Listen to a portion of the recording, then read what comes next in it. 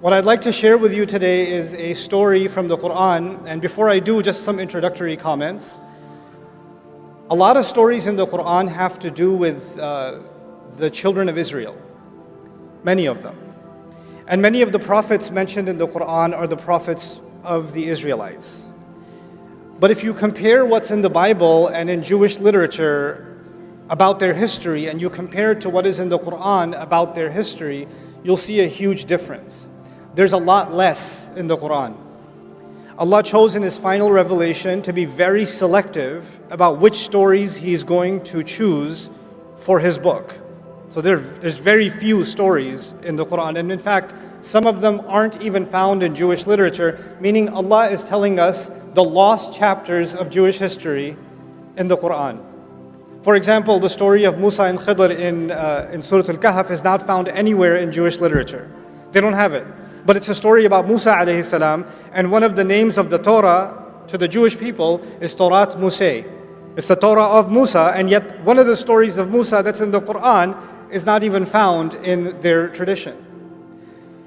And so the first observation, the thing I want you to think about, is that Allah gave us this book to guide humanity until Judgment Day, starting with guiding Muslims.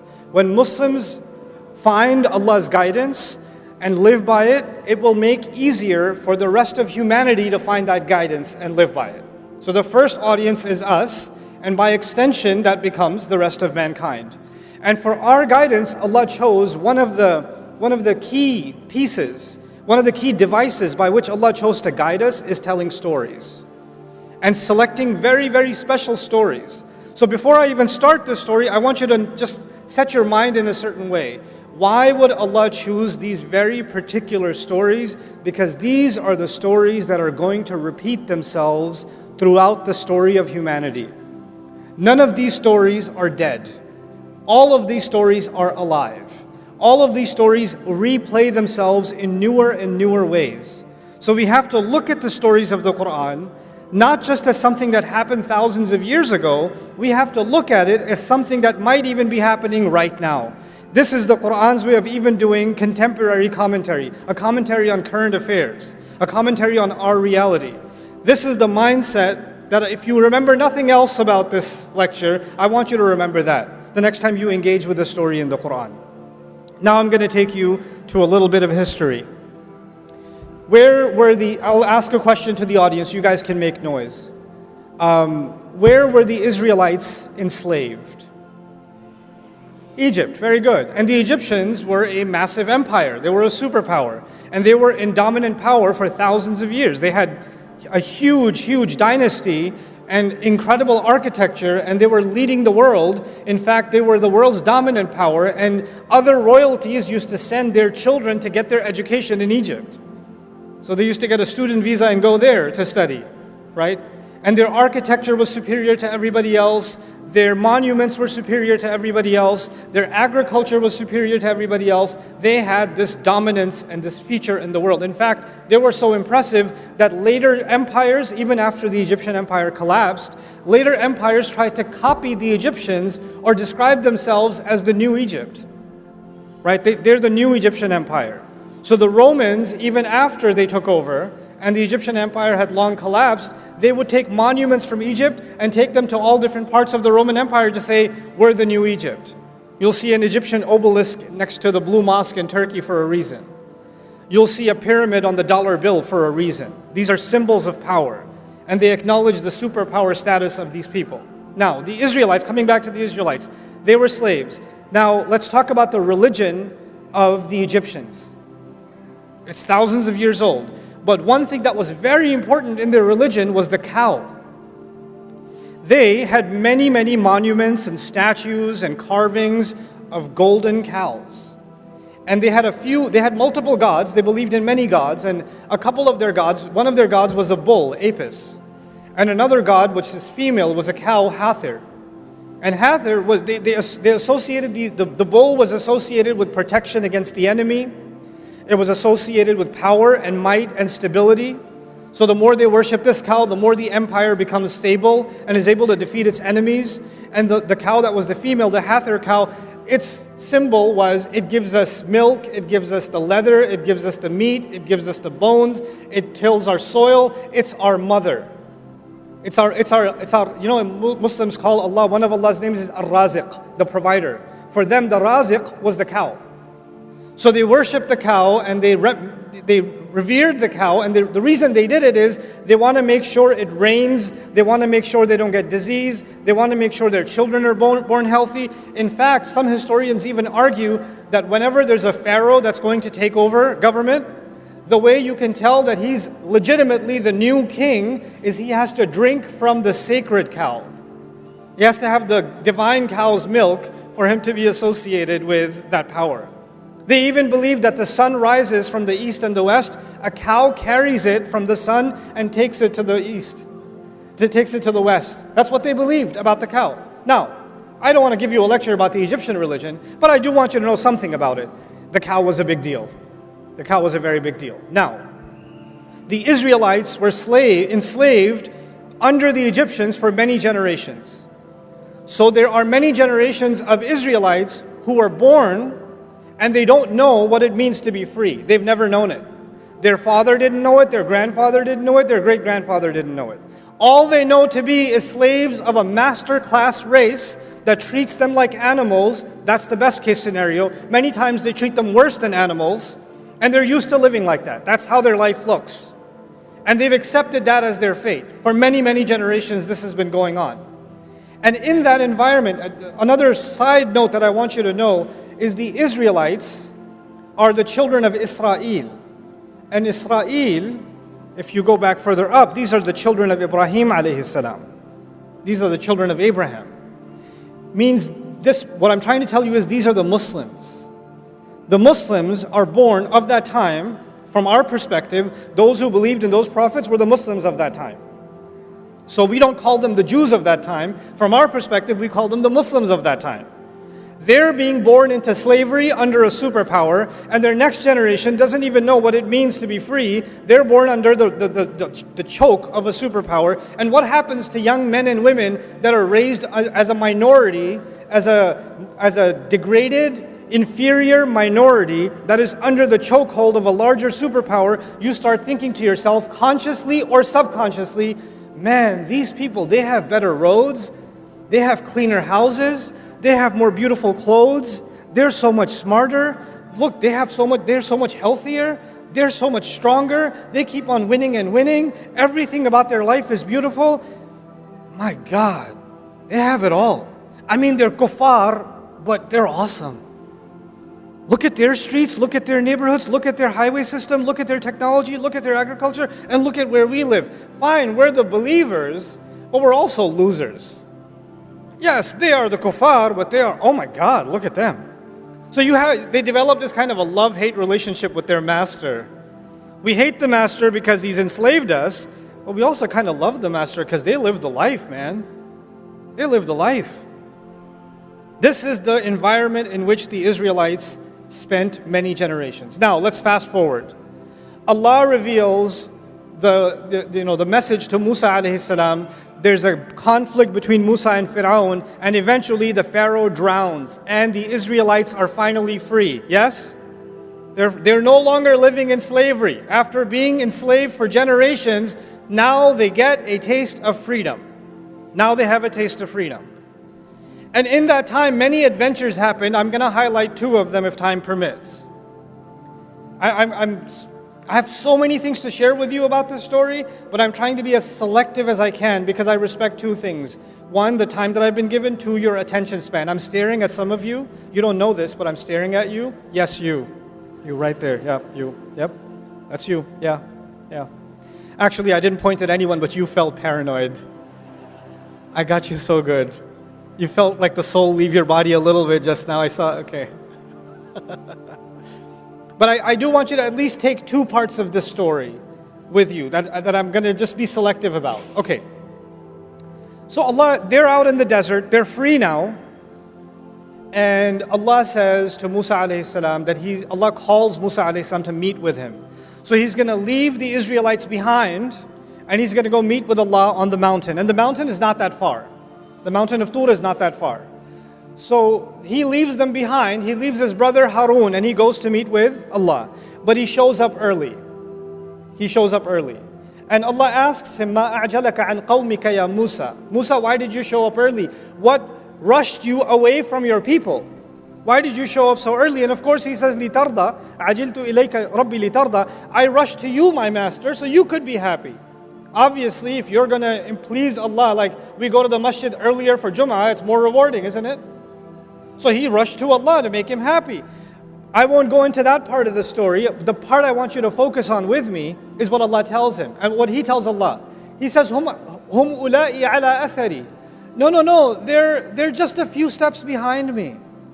They're just a few steps behind me. I want you to remember two meanings of that. When Allah said, why did you rush? He said, there's a few steps behind me. Number one, it means they're not that far away. If there's any trouble, I'll just run back down and I can get there in 20 minutes, no problem. That's one meaning. The other meaning is, look, they followed me through the water. They followed me and they fought their fear against the Pharaoh and they crossed this desert with me and they've seen so many miracles. I'm pretty sure they're going to respect my leadership if I'm just gone for 10 extra days. Nothing's going to go wrong. They're still on my footsteps. They're still, I'm pretty sure they're going to be okay. And Allah says, actually, Samiri, there's a fellow named Samiri, a foreign name actually. He has put them in trouble. He's confused them. He's created chaos among them. So now I'm going to take you to Samiri and what chaos was created.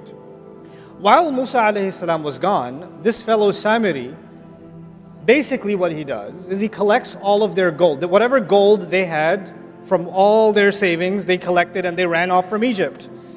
And somehow he collects all of it from them, melts it down, and turns it into the statue of a guess what? A golden baby cow. A golden cow.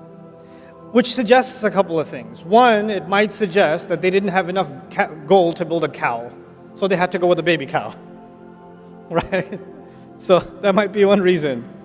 Another reason might also be, if you study the ancient Egyptian religion, they would take the baby calf, bring it into the temple, put gold on it, and then put it in a special area where nobody will bother it until it grows up, because it's meant to be a godlike cow that was specially chosen. So he's like starting off with a baby cow.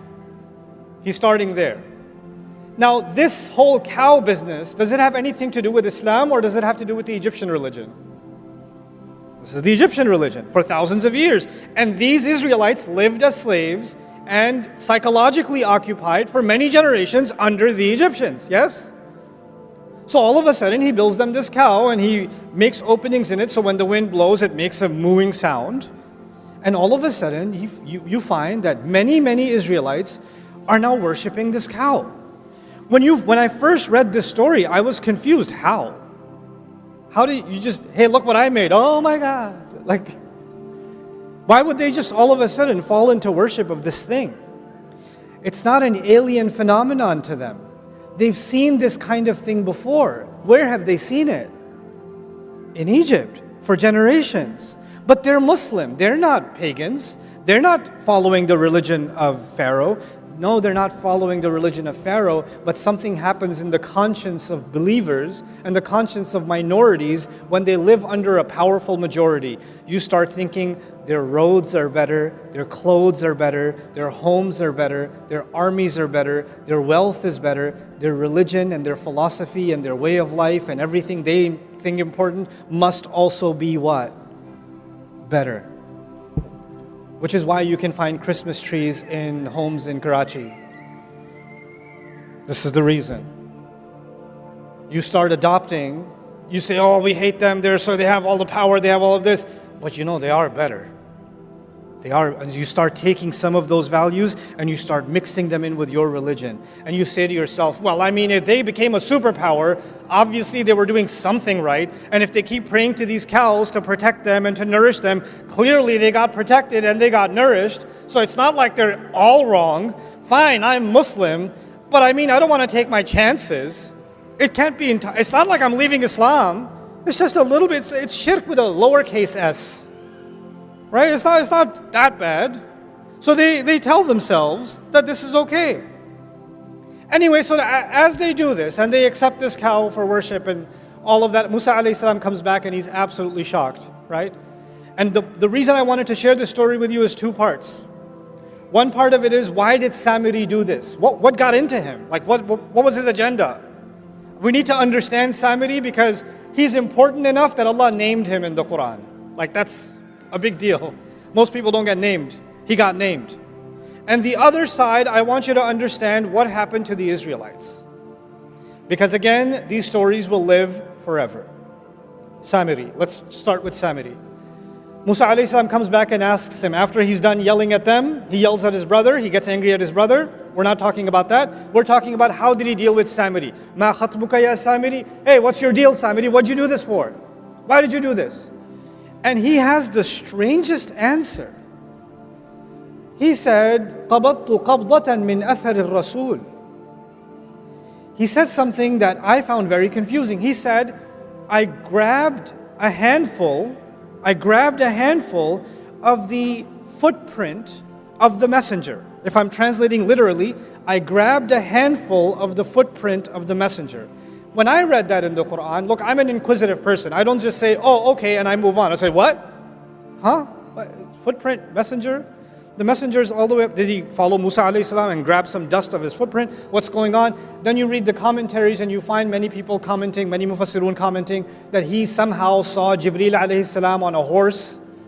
And the horse, everywhere the horse stepped, plants started sprouting. So he saw that the footsteps of the horse of Jibreel alayhi salam produces life. So he grabbed a little bit of the dust from under the hoof of the horse of Jibreel alayhi salam, and he put that onto the cow, and the cow came to life. Except none of that is in a hadith, none of that is authenticated by the Sahaba, none of that is found in the Quran. And according to Ibn Ashur rahimahullah, I'm very impressed with his work in his tafsir at-Tahrir wa Tanwir, says this has no authenticity at all. Even goes against the text of the Quran. So then what does it mean that I grabbed a piece of the footprint of the messenger? I'd like to offer an alternative understanding. You remember I said the word athar. Musa alayhi salam was with Allah. Allah said, why did you come so quickly? He said, they're right behind my footsteps. Remember footsteps? Hum ula'i ala athari. And it meant two things. It meant footprint. What else did it mean? That they're closely following me. Samiri sees an opportunity. These people, their Islam is not that strong. They don't really understand the revelation, but they're culturally still very attached to the dominant culture of the Egyptians. I can create a religion, an alternative religion that I'm not going to say it's not Islam, I'm not going to say it's shirk, I'm not going to say it's the religion of the pharaohs, I'm still going to call it Islam, but I will create a cult within them that are still impressed with the old ways, and that way I will have a handful of the kind of impact and following that is meant for the messenger. They will take me as a lesser kind of messenger. They won't officially call me a messenger, but they're going to follow me cult-like anyway. And so there is Islam given to prophets like Musa alayhi salam, and then there are cults that people like Samiri run by taking the gold of the people and giving them something they want, giving them something pagan. Of course, that never happened in Islamic history, ever, especially not in South Asia, especially. The kind of cults that we create, in which we identify certain people as so connected and so they have connection with the ghaib and they have these powers and all of this. None of this stuff was Islam. None of this stuff. And Allah warned us this will happen with the story of Samiri. But it goes a step further. Allah Azza wa Jal told us in the Quran that when Musa alayhi salam was on the mountain, when he was on the mountain, Allah told Musa alayhi salam, by the way, even among your believers, even among the Muslims, سَأَصْرِفُ عَنْ آيَاتِي الَّذِينَ يَتَكَبَّرُونَ فِي الْأَرْضِ بِغَيْرِ الْحَقِّ. I'm going to turn away from my revelations those who are arrogant in the world, those who seek to be great themselves. What did Samiri want? He wanted a following. He wanted to make money off the people. He wanted to become the religious leader. He wanted to become the cult leader. He wanted power in the world. Allah says, people like that, I will turn them away from my ayat. And then all the others, why did they follow him? Here's another subtle point that I really, really want to make sure you remember. We have a concept of God in Islam. And the Egyptians had different gods, deities in their religion. And Hinduism has gods. Christianity has a concept of God. Judaism has a concept of God. What separates Islam's concept of God, especially from pagan religions? Especially like the religion of the Egyptians. The religion of the Egyptians, the way, if you can understand this simply, it's transactional. I give the God something, he gives me something back. I sacrifice something for that God, he gives me freedom. I make sure I build a golden statue in his name, he protects the country, etc., etc. It's always a transaction. You give, we give and get, give and get, give and get. And so, the Israelites are now, their concept of God itself, even though they believe in one God, has now been corrupted into a God that is transactional. So, okay, we'll follow this God through the water, end up in the desert, but what kind of God is this? If he's really on our side, he should hook us up like the God of the Egyptians. He should send us rivers and vegetation and all of it. Why is he giving us this one cloud and just manna and salwa? Can you bring some salad over here? Like, fumiha wa adasiha wa bathaliha wa qithaiha wa fumiha wa adasiha. Where are the vegetables? Why isn't this God giving us a better menu option? Why? Because in their mind, their God became entirely transactional. But that's not from Islam, that's from the pagan religion. Of course, Muslims would never fall into such a trap, especially not in 2024. I made so much dua, I even prayed tahajjud, I even decided to pray 5 times, and I still failed my medical boards. Of course, we would never become transactional. I stopped praying because Allah doesn't answer my prayers on my terms. I wanted that job, I didn't get that job, and now I have to drive an Uber until I find another job. That's why I'm just disappointed with Allah, because I did my part, he didn't do his part. This was the pagan religion. This was not the religion of Islam. We started making our religion transactional. And what is the offering of those religions? They offer you the transaction. Make this offering, your child will be protected. Make this offering, it's going to rain. Make this offering, this is going to happen, that's going to happen. That's all it is. It's all transactions. So we're done with Samiri. There are going to be Samiris in the world that are going to try to take believers away from the ayat of Allah, to pull them into cults, to keep them away from revelation. Allah described their tactic. Allah says, وَإِنْ يَرَوْا سَبِيلَ الرُّشْدِ لَا يَتَّبِعُونَ سَبِيلًا. If they see the right way, they're not going to follow it. And if they see the deviant way, they'll follow it immediately. Now let's take a step forward. Musa alayhi salam comes back, sees this nonsense, and tells Samiri what he's done, tells him off, and then in front of him, shows him that he's going to destroy that cow. He starts smashing it to bits. Now when he's smashing it to bits, if I'm one of the Israelites watching him do this, and I've been culturally enslaved for many generations, some part of me is like, is it going to thunderbolt right now? Is there going to be an earthquake? Because he's breaking oh my God, I can't watch. And then he's going to take it, break it, and he's going to drown it into what? The river. Interestingly, the same river that who drowned in? Fir'aun has already drowned, yes? It's as if Fir'aun drowned, but the poison Fir'aun put in these people still hadn't drowned. That also needs to drown. That's Samiri, fine. What about the other side? The other side is the people who followed him, the people who believed him. They still, even if the idol is broken on the outside, that doesn't necessarily mean the idol inside has broken. They still possibly believe it. So Allah reveals this interesting test to them that I had my beloved friend Ibrahim recite. Allah commands you to slaughter a cow. He tells the Israelites, you need to slaughter what? All of you are going to slaughter a cow. Now, okay, Samiri will face the curse of the cow that he wrecked. But now all of you better slaughter your cow. What is that going to prove? You no longer have any special connection with the cow. The idol worship that is inside you, hiding somewhere, needs to be broken. The cultural colonization that you're still living under needs to be broken. It needs to be slaughtered. And when they first heard this, they were in shock. By the way, when Samiri asked them to worship a cow, did they do it immediately? Yeah. But when Musa asked them to slaughter a cow, did they do it immediately? No, they said, what are you kidding? أَتَتَّخِذُنَا هُزُوًا? You think we're a joke? Are you taking us for a joke? They got offended.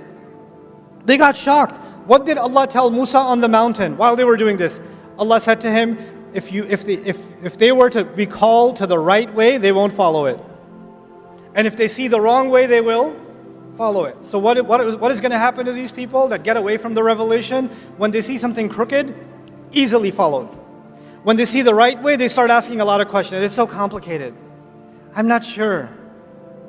I have a lot of questions about salah. Where are you supposed to put your hands? I don't know where to put my hands. How far apart should your feet be? It's so hard. It's so difficult. But the Christmas tree is really easy. The wrong thing's super easy. But the right thing, I got a lot of questions. What kind of cow? I'm confused. What kind of cow? And what did Allah do? Allah said, a cow that's never been bothered. It's not too young and not too old. Which, by the way, not too young and not too old, perfect age, that would be the sacred cow in Egypt, isn't it? And then they said, oh, okay, yeah, fine, but color. And what color did Allah say? What color? Anybody know? Yellow, golden. Because you're meant to slaughter the gold. The more they're asking because they don't want to do it. And the more they're asking, the answer is taking them more directly to the one thing they don't want to do. It's taking them right back in that direction. And then he says, La shiyat, the last time they asked, okay, fine, we're confused. Can you just tell us more about this cow? Oh, it's a cow that's never been put to work. It's been left alone. It doesn't have a single blemish or a tarnish. Guess what? The sacred cows of Egypt, did they put them to work in the farm? No, they kept them in special areas and gave them luxury life. Right? It would be ironic if they gave them leather sofas. That would be kind of funny. But anyway. But the idea is, Allah is now describing the cows of Egypt by the story. And what's the most amazing part of this at the end is, Allah says, فَذَبَحُوهَا, they finally did slaughter it. But then Allah says, وَمَا كَادُوا يَفْعَلُونَ, and they almost didn't do it. Listen to that. They almost didn't do it. Why would Allah say that? Allah is telling us that for generations to come, whenever believers are going to be colonized, whenever believers are going to be dominated, and there's such a thing as political domination, military domination, economic domination, but there's also such a thing as a cultural domination, a psychological domination, a spiritual domination. And when you live subjugated for so long, you start developing an inferiority complex. And the people, white people are just smarter. What are you going to do? Starts coming inside your head. They're just better. When you're at school, you're being made fun of. You're less and less and less. And something in you says, if I act more like them, I'll be more acceptable. If I dress more like them, I'll be more acceptable. If I look more like them, behave more like them. If I change my name to sound more like their name, they won't ever accept me, but at least I'll feel like I'm closer to the winning team. The pharaohs will never accept the Israelites as equals. But the Israelites are still enamored with their religion, isn't it? Your inferiority complex can get so strong that you're almost worshiping this culture and you've mixed it in with your religion. You're not willing to say that I've left my religion. No, I have my religion, but really I have a lot of affinity for all of this Firaun cow that lives inside me. So the reason I wanted to bring this to your attention is that there will always be, within the Muslim world, there will always be Samiris. Always. And there will always be Muslims who are going to be susceptible to having reverence for their own version of the cow. There's going to be something cultural, something economic, something in our practices. And we're going to have to take a deep look within ourselves. Where does our sense of pride, sense of value, sense of purpose, where does it come from? Where did we adopt these values from? Why are we so committed to being this way or that way? When you have a young child in school and they are trying to copy all of their other friends and they're yelling and screaming at home because they don't have a device that all their other friends got for their birthday or whatever else, they're having a tantrum. What are we already preparing these kids for? The worship of the new cows of this generation. That's what we're preparing them for. Instead of being able to think for themselves and free themselves from it. Allah gave us these stories because these problems will never die. And we have to be aware of these problems so we can be mindful of them. This is the last bit of my message that I want to share with you tonight. This story occurs in Surah Al-Baqarah. towards the beginning of Surah Al-Baqarah. And the latter half of Surah Al-Baqarah, Allah told us that He made us a balanced nation. وَكَذَلِكَ جَعَلْنَاكُمْ أُمَّةً وَسَطًا. That's what He told us. Why is Allah talking about the Israelites first? You know what an orientation is? Here's the people that came before you that had your job. Here's why they got fired. You're up next. Don't make their mistakes. The reason the first half of Al-Baqarah is highlighting these chapters of the Israelites is because these are the exact mistakes that are most likely going to be repeated by the Muslims. So before Allah talks to us, He tells us about them. He tells us about them.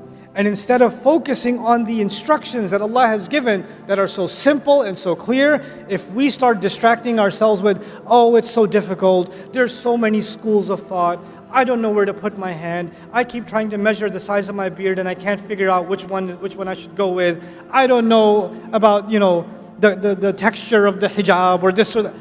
The more you do this, you want to dive into the details, the color of the cow, the size of the cow, the more you want to do that, you know what's going to happen? You're going to continue to be culturally colonized while you're fighting over these minutiae details. That's what's going to happen. It's time the Muslims liberate themselves mentally. Before we can liberate ourselves politically, economically, socially, psychologically, we need to liberate ourselves intellectually, spiritually, psychologically, emotionally, internally. It is time. Look, guys, we're in a crazy time in the world. Nobody could have imagined 5 years ago, 2 years ago, nobody could have imagined that there are going to be, there's going to be a white teenager in Ohio crying on TikTok about what's happening in Gaza. Nobody could have imagined that. That was come on, what are you talking about? What universe are you talking about? Right? The world has changed. What's remarkable about the world today? There's a new level of awareness, and that will never go back. There's a new level of awareness of political injustice. But you know what?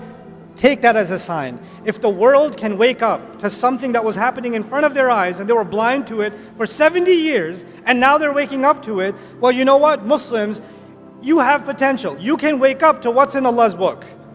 You can wake up to what Allah has given. I can wake up to it. It's time this ummah experienced an intellectual and a spiritual renaissance, and I believe this is the generation that's going to do it. Jazakumullahu khairan. Assalamu alaikum wa rahmatullahi wa barakatuh.